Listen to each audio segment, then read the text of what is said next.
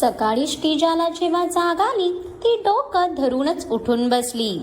तिचे सुजलेले डोळे आणि अस्त्यव्यस्त झालेला अवतार बघून कोणीही सांगेल ती रात्रभर किती रडली आहे ते. आणि का रडणार नाही ना. आयुष्याचा रियालिटी चेक मिळालेला तिला. त्यात काल सगळं हातातून सुटून गेलेलं बघून पूर्णतः उद्ध्वस्त झालेली ती. काल ती पार्टी संपल्यावरही रात्री उशिरापर्यंत वेड्यासारखी तिच्या खोट्या आईबाबांसोबत नित्या आणि आरवलाही शोधत होती.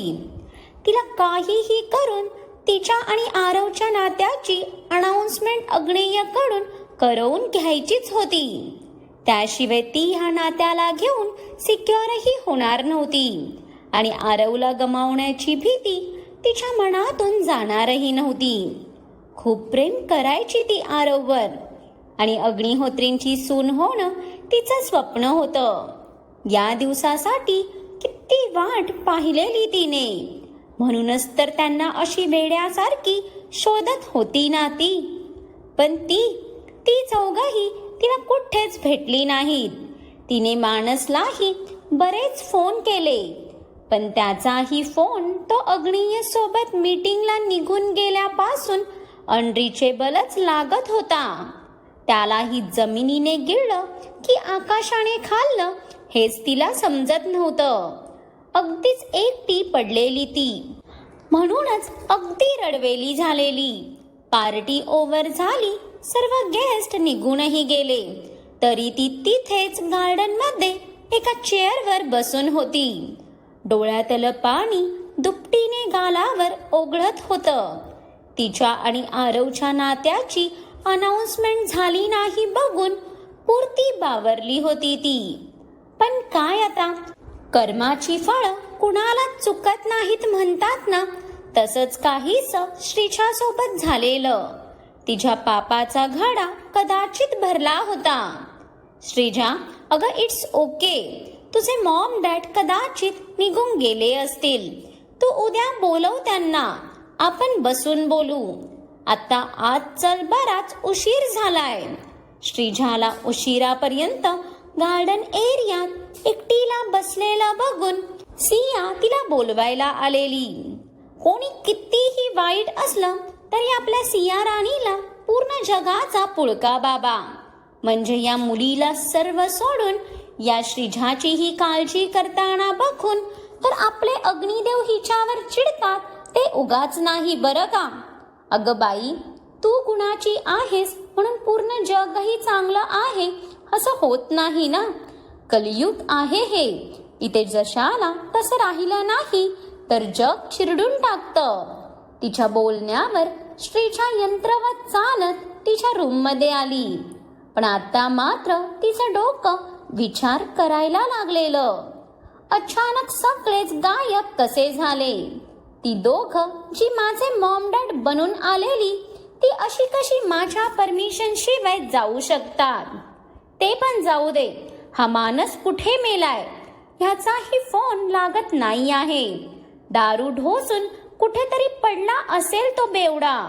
आणि माझा आरू, तो कुठे आहे. श्रीजाची पावलं काहीशी रागातच आरवच्या रूमकडे निघाली. पूर्ण पार्टीत वेड्यासारखं तिने फक्त त्याला शोधलं होतं. पण जर आता तो त्याच्या रूममध्ये असला तर नक्कीच तिच्या रागाचा कहर बरसणार होता.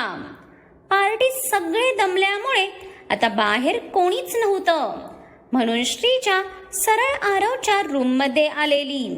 पण आरवच्या रूमची अवस्था बघून आधी तीही शॉक झाली. त्या रूमची हालत बघून श्रीजाच्याही अंगावर भीतीने काटा आला. त्या विखुरलेल्या रूमवरूनच समजत होतं आरवचं टेम्परेचर वाढलं आहे ते. अशात जर तिने त्याला काही प्रश्न केला तर तो तिलाही सोडणार नाही. या विचारात ती घाबरून पटकन तिथून मागे फिरणार की तिच्या कानावर काहीसा अस्पष्ट सुस्कारा पडला. तसे श्रीजाचे पाय जागेवरच थांबले आणि तिने कान टवकारत त्या रूमचा कानोसा घेतला. कारण भलेही आवाज अगदी हळू आलेला, पण तो मुलीचा आहे हे ओळखायला तिला अजिबात टाइम लागला नाही. आरवच्या रूममध्ये मुलीचा आवाज या फक्त विचाराने तिच्या डोळ्यात रक्त उतरलं. तिने आवाजाचा हलकासा अंदाजा घेताच आत्ता मात्र तिचं हृदय भीतीने धडधडू लागलं, कारण ते मादक सुस्कारे बाथरूममधून येत होते आणि ते आवाज असे होते की कोणाच्याही झोपलेल्या भावनाही होरपळून निघतील. पण इथे भावना उफाळून यायच्या ऐवजी श्रीजाची मूठच कच्चा आवळली गेली आणि ती हळूहळू बाथरूमच्या डोअरपाशी आली.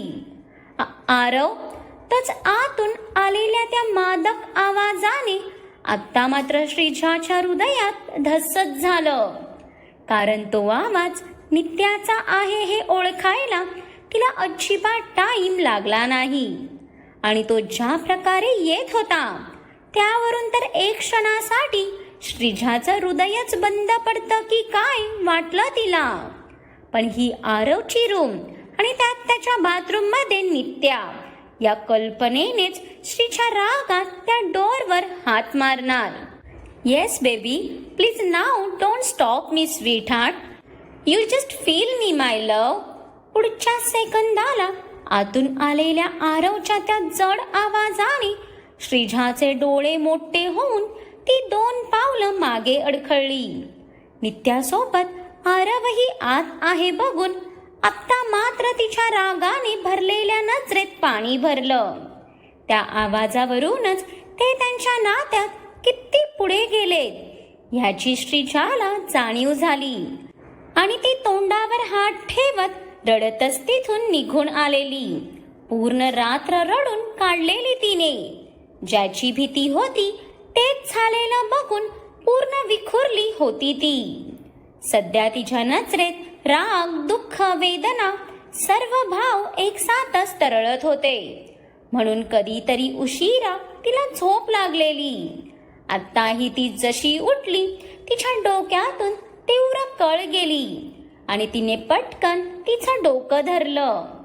पण जसं तिच्या डोक्यात पुन्हा कालची रात्र रिवाइंड झाली, तिच्या डोळ्यातले अंगार आणखीनच स्तब्ध झाले आणि तिने रागातच तिचे डोळे उघडले. ह्या क्षणी तिच्या डोळ्यात फक्त तिरस्कार दगदगत होता. नित्या, हे तू चांगलं नाही केलंस.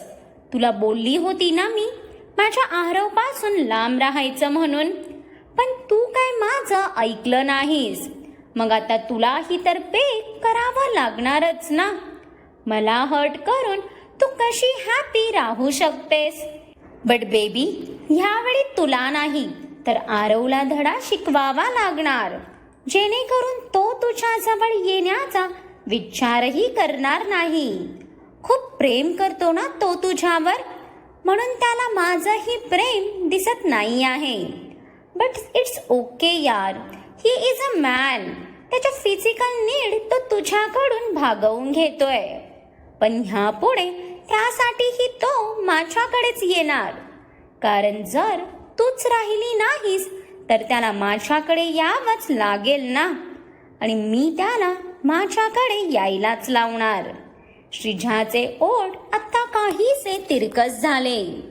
तिच्या डोळ्यात आता वेगळीच क्रूरता होती. एक अशी क्रूरता जी खरंच नित्याच्या जीवावर यायला नको म्हणजे झालं. हे देवा, या भुरट्याला काही अक्कल आहे का? हे सगळं काय करून ठेवलंय? माझं पूर्ण कॉम्पॅक्ट संपलं ह्याच्या आशीर्वादाने. नित्याला तर तिच्या गळ्यावरचे रेड स्पॉट लपवेपर्यंत नाके 9 आलेले. इतकंच नाही तर असेच बाईट तिच्या दंडावर, पाठीवर आणि नाभीवरही त्याने उठवले होते. बाकी सगळं तर ड्रेसच्या आत झाकून गेलेलं, पण या गळ्याचं काय करायचं हाच प्रश्न पडलेला तिला. त्या मोहाच्या क्षणात तर तीही त्याच्या सोबत वाहत गेली होती, पण आता शिव्या मात्र त्याला घालत होती. त्याचा तो वाईल्ड स्पर्श आठवून आत्ताही तिच्या शरीराची कंपन थांबली नव्हती. त्याच्या त्या गोड गरीब चेहऱ्याकडे बघून तर जगाला तो किती साधा वाटेल. पण कोणी हिला विचारा, तो किती साधा आहे ते. भुरट्या, तू आता जवळ येच माझ्या, मी दाखवतेच तुला. असं कोणी प्रेम करतं का? नित्या कसे बसे तिचे सगळे पॅच लपवून खाली निघाली तर खाली वेगळीच सभा भरलेली. भुरट्या, मी म्हणते इतकी सर्दी तुला झालीच कशी? आणि काय रे, तो गोपी सांगत होता तुझ्या रूमला कनेक्ट असलेला वॉटर टँक पूर्ण खाली झालाय म्हणून. तू रात्रभर काय बाथरूम मध्ये झोपला होतास का? आजीची नजर अगदी शांशक झाली. तसं इथे तिच्या बोलण्यावर डोळे फिरवणाऱ्या आरवचं लक्ष नुकत्याच जिना उतरून खाली येणाऱ्या नित्यावर गेलं आणि तिला बघून त्याच्या नजरेत परत प्रेमाची चमक येऊन ओठांवर तर खट्याळ हसू पसरलं. आजी, तू अगदी बरोबर ओळखलं बघ, मी रात्रभर बाथरूम मध्येच होतो. आरव काहीसा आवाज चढवून बोलताच त्याचे शब्द ऐकून नित्याचे पाय जागेवरच थांबले आणि तिने काहीसं बावरून त्याच्याकडे बघितलं. तसं त्याने हळूच केस सेट करत तिला डोळा मारला. पण त्याचे ते आगाऊ नखरे बघून नित्याची ही नजर मांजरीसारखी बारीक होऊन त्याच्यावर रोखली गेली.